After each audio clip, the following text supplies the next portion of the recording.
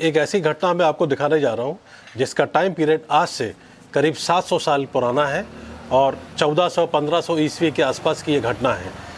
ये इतिहास में घटी एक ऐसी घटना है जिसके बारे में ना तो इतिहासकारों ने कभी हमको बताया और ना ही समाज ने भी उसको उतने ही दिलचस्पी से इसको आगे बढ़ाया।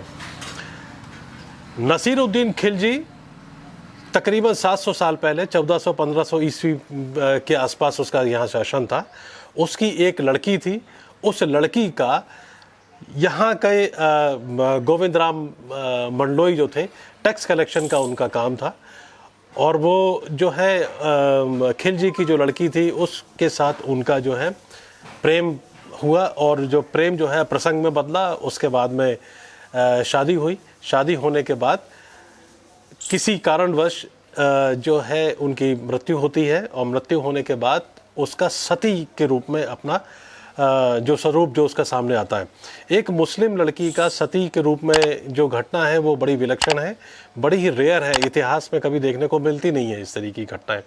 ये जो स्तंभ आप जो मेरे पीछे देख रहे हैं ये उसी लड़की का सती होने के बाद का ही सती स्तंभ है। ये सती की जब हम बात करते हैं तो आपके दिमाग में बहुत सारी बातें, बहुत सारी प्रथाएं और कुप्रथाएं इसका आपके दिमाग में विचार आता है। उसके अंदर घटना क्या थी, किस तरीके से घटी और किस तरीके का वो इतिहास का हिस्सा बनी, आप इस स्टोरी में बने रहिए और मेरे चैनल को जरूर सब्सक्राइब करें। अनबाउंड इंडिया आपको इतिहास में घटी एक ऐसी घटना या कहें कहानी को दिखा रहा है जो इतिहास के पन्नों से तो गायब है मगर आस्था और जनश्रुतियों में अभी भी जिंदा है। इंदौर से लगभग 132 किलोमीटर दूर मनावर कस्बा जो कि धार जिले में आता है, मान नदी का किनारा, ये जो आप गढ़ी के अवशेष देख रहे हैं, यहीं इसी स्थान पर लगभग 1500 ईस्वी में मुस्लिम शासक नसीरुद्दीन खिलजी की लड़की सती हुई थी। चौंकिए मत, जी हाँ, मुस्लिम शासक की बेटी यहीं सती हुई थी।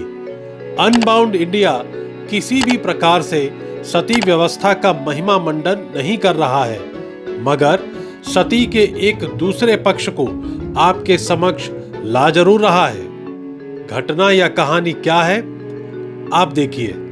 ये अनंतराम जी मंडलोई के सुपुत्र, उनके 4 लड़के हुए थे जिनमें गोविंद राम जी मंडलोई जो थे वो बहुत ही बहादुर थे और उस समय जो है किसानों से जो टैक्स लिया जाता था, जिसको यहाँ की भाषा में तोजी कहते हैं, वो तोजी वसूल करके और राजा के खजाने में जमा करना पड़ता था उस समय जागीरदारों को, और ये जागीरदारी उनके आधिपत्य में थी। तो वो उनके आसपास के किसानों की तोजी वसूल करके और टैक्स वसूल करके और राजा के खजाने में जमा करने जाते थे। एक दिन ऐसी घटना घटी कि वो बैलगाड़ी से यहाँ पर मांडव जा रहे थे बादशाह के खजाने में जमा करने के लिए, और रास्ते में 2 शेर जंगल में लड़ रहे थे। तो उन्होंने गाड़ी वाहन को कहा रोकी गाड़ी और उतर करके और शेरों को भगा दिया।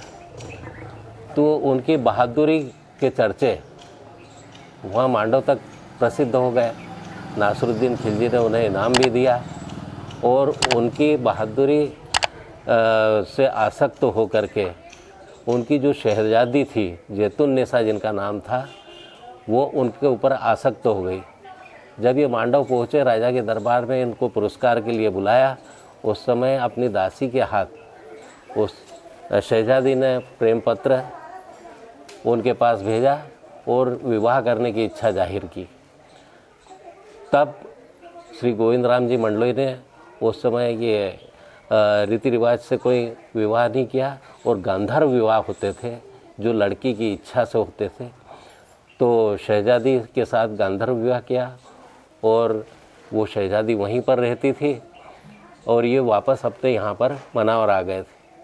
उसके बाद में कुछ दिन बाद सर्पदंश से इनकी मृत्यु हो गई। तो मृत्यु होने के कारण उस समय जो है सर्पदंश से या कोई भी जहरीले प्राणी के काटने से मृत्यु होती थी तो उसको जलाते नहीं थे। बहुत सौ ने जैसे भ्रमित भी किया कि उनको तो गाड़ा क्यों, उनको तो हिंदू को जलाते हैं। लेकिन जो जहरीले प्राणी से जिनकी मृत्यु होती थी सर्पदंश वगैरह से, तो उनको गाड़ते थे ताकि पर्यावरण दूषित नहीं हो। और उनको यहाँ पर अंतिम संस्कार कर दिया। तब शहजादी को मालूम पड़ा तो मांडव से घोड़े पर चढ़ कर के आई यहाँ पर, और उनकी पगड़ी के साथ में मान नदी के किनारे पर यहाँ पर सती हुई अपनी इच्छा से, क्योंकि उस समय जो है उनको किसी ने मजबूर भी नहीं किया। और आस्था और जो विश्वास रहता है, भावना रहती है प्रेम के संबंध की, तो वो प्रबल इंसान में रहती है। उस भावना के कारण इंसान अपने आप को पूरी तरह समर्पित कर देता है। भारत में सती व्यवस्था के अनेकों उदाहरण मिलते हैं। स्त्रियों के इस निर्णय को युगों तक याद रखा जाए, इसके लिए पत्थरों के स्तंभ बनाए जाते थे। ये सती स्तंभ भी उन्हीं स्तंभों जैसा है। उस समय जो है जब माता सती होती थी तो उनका प्रतीक, ये सती माता का प्रतीक और ये उनके पति का प्रतीक रहता था, और ये घोड़े का प्रतीक, इसकी प्रतिमा बनाई जाती थी।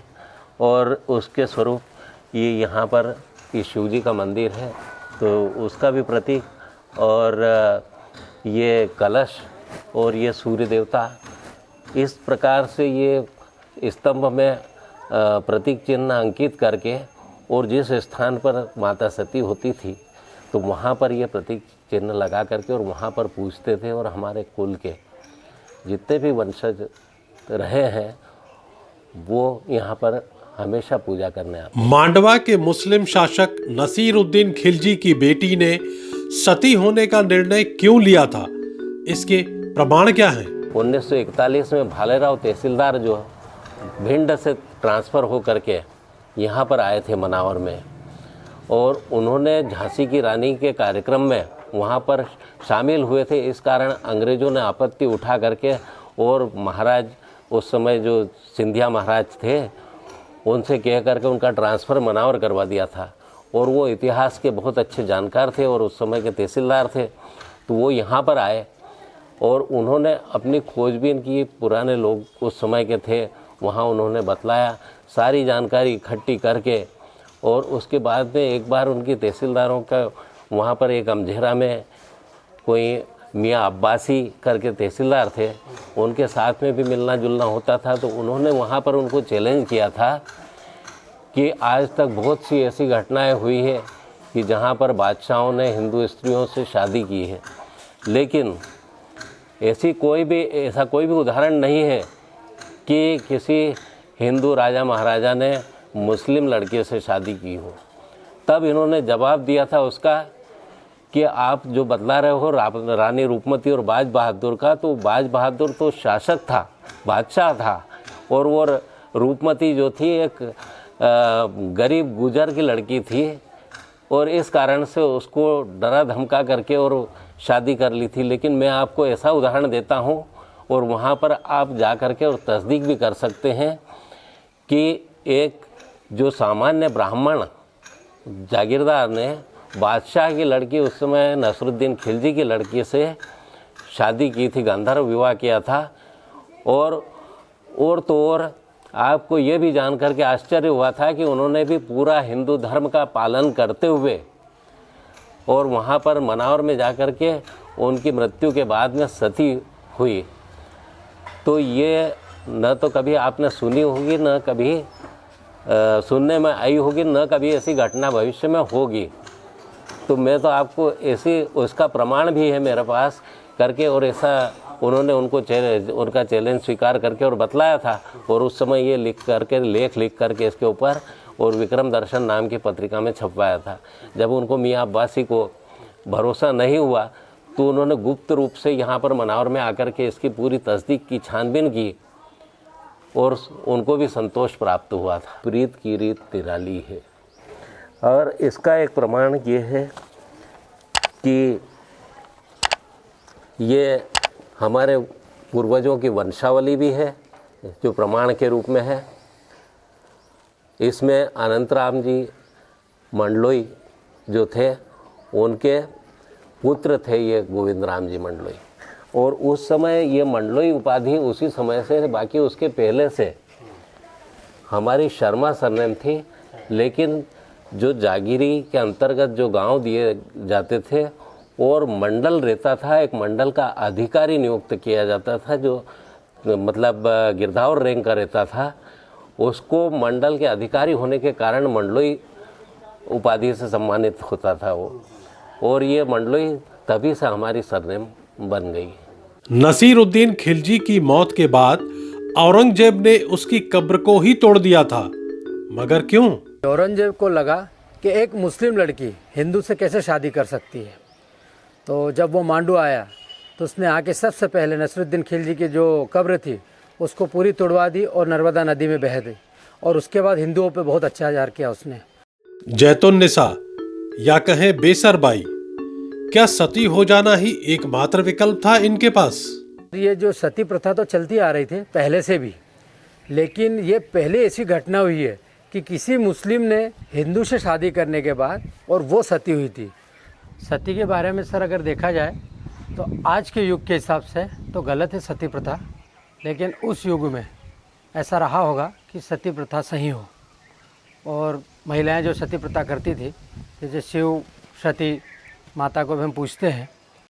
गोविंद राम मंडलोई और जैतुन्निसा की इस कहानी के सैकड़ों वर्षों बाद आज के मंडलोई ब्राह्मण तथा अन्य समाजों ने इसे किस ढंग से लिया है? मंडलोई समाज आज भी उसको पूछता है और उस समय भी उसको पूजा था। क्यों पूजने लगा था? क्योंकि उन्होंने जो गोविंद राव जी थे उसकी उन्होंने पत्नी माना हुआ था उसको, और जब उसने सती हुई थी उनके साथ तो उसको माता के रूप में आज भी देखते हैं वो। और जब भी उनके यहाँ कोई कार्यक्रम होता है, शादी वगैरह या जो भी, तो उसमें आके उनको वो निमंत्रित करते हैं और उनकी पूजनीय देवी है वो। मंडलोई समाज की तो वैसे है ही सही कुल देवी वो, बाकी अन्य समाज भी उनको पूछता है।